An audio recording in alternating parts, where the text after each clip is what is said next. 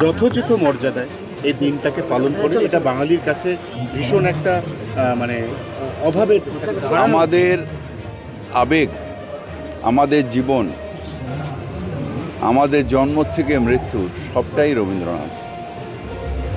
আমরা বাঙালি হিসেবে গর্বিত, সেটাও অনেকটা রবীন্দ্রনাথ ঠাকুরের জন্য।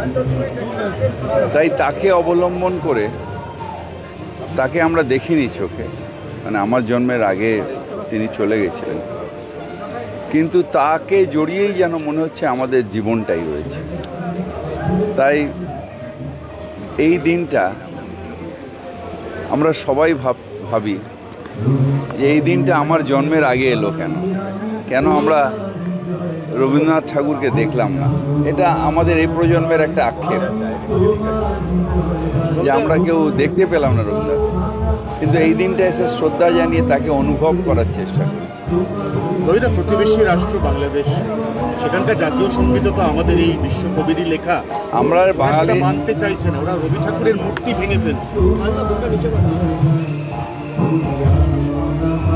এটা ইন্টারন্যাশনাল ব্যাপার, আমি কিছু বলতে চাই না, কিন্তু রবীন্দ্রনাথকে কি মুছে ফেলা যায়?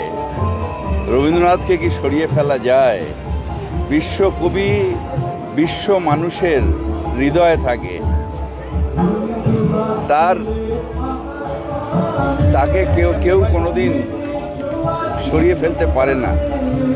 বাঙালির হৃদয়ে রবীন্দ্রনাথ রাজ করেন, এটা সবাইকে অনুভব করতে হবে। আপনি নিজে যখন এই ভিডিওগুলো দেখলেন, আপনি কতটা ব্যথা পেয়েছেন? ব্যথিত, অত্যন্ত ব্যথিত।